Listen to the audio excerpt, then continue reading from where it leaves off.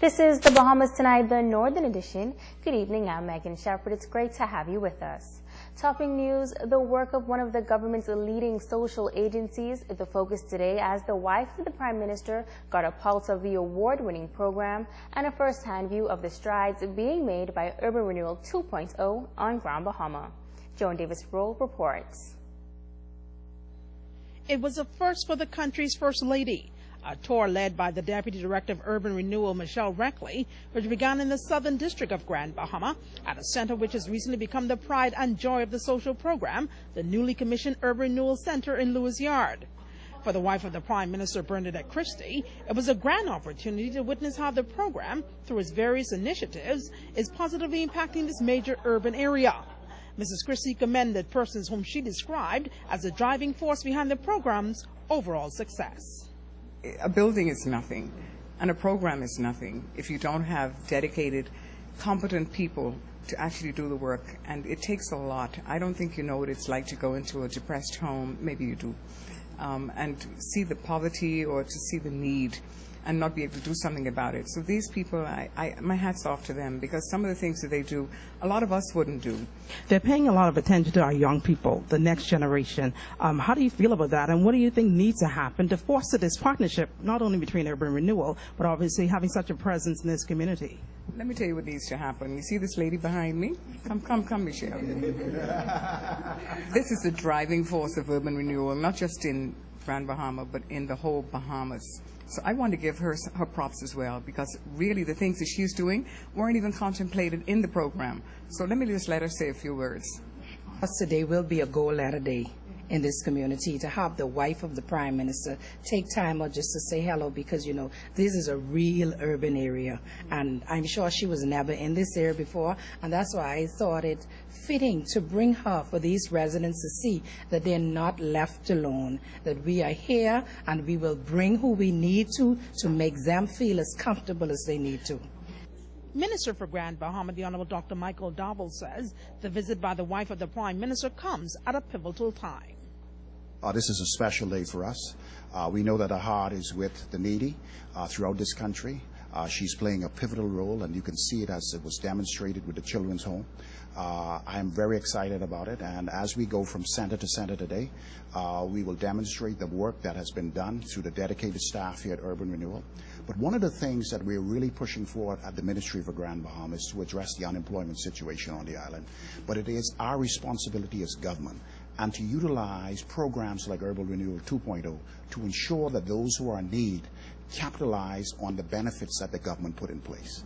From Lewis Yard, the tour continued into the Freeport area at two major urban renewal centers. The facility in Marco City was a buzz of activity as officials were able to showcase a number of their initiatives. From there was on to Seahorse Village, where in the heart of that community is one of the largest urban renewal centers. The young and the young at heart gathered for a special ceremony in support of Breast Cancer Awareness Month. A highlight of this event was a surprise honor for cancer survivor Dorothy Colley. You are such a beautiful lady, and this is so well deserving. Don't cry, because you've got hard mouth, so don't cry. Joan Davis-Roll, ZNS Network News. A special service held to recognize the precious pearls in the Grand Bahama community during this Older Persons Month. The Ministry of Social Services and Community Development hosted a church service under the theme, "The Future We Want, What Older People Are Saying." The Minister of Social Services, Melanie Griffin, telling those in attendance that they are not forgotten and they remain on the national and international agenda. I want to assure our older persons that the mandate of the Ministry of Social Services and Community Development, which has responsibility for older persons, includes raising the collective consciousness of the country to the worth of older persons and the promotion of optimum care and availability of resources to meet their needs. Guest speaker Pastor Carol Roach says there are two ways to honor parents and seniors. When they are young, he says, you must obey them, and when they become old, you must care for them. They are not an inconvenience. So what if you have to carry them sometimes? they carried you. So what if you have to bathe them sometimes? They bathe you. So what if you have to feed them sometimes? They fed you. So what if you have to sacrifice for them sometimes?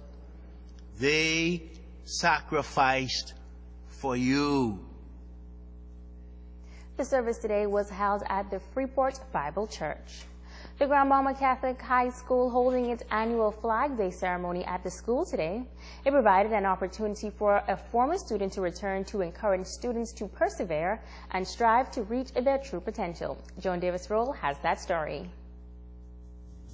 The grand display of nationhood by students of the Grand Bahama Catholic High School came shining through as a special ceremony was held to recognize the significance of one of this country's national symbols, the Bahamian flag. Guest speaker for the event was Member of Parliament for North Abaco, Renato Curry, who challenged youngsters to promote all of the good that the Bahamian flag epitomizes in a country that has become the envy of this region. Let this Flag Day be remembered as a day you and I can cherish this great institution and its founding principles.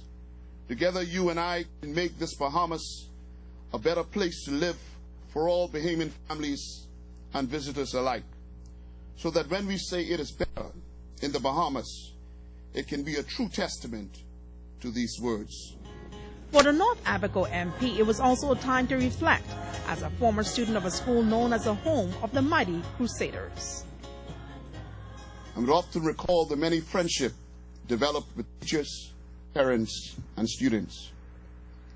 From the classroom, where tradition has it, you will find some of the most dedicated teachers. Teachers in my day like Mr. McNabb, Mr. Ross, and certainly the unforgettable Mr. McCartney.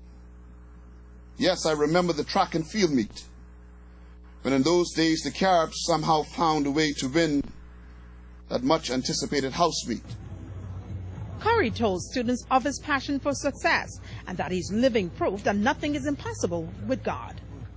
This passion today has led me to become a defender of the poor and underprivileged, a minister of the gospel, a former chairman and council member, Central Abaco District Council, and now a member of Parliament, House of Assembly. So I say to you today, follow the dream that God has put within you. If there's a desire to serve, whether nationally or religiously, then pursue it. Joan Davis-Roll, ZNS Network News. Stay with us. The Bahamas Tonight in Northern Edition continues after this.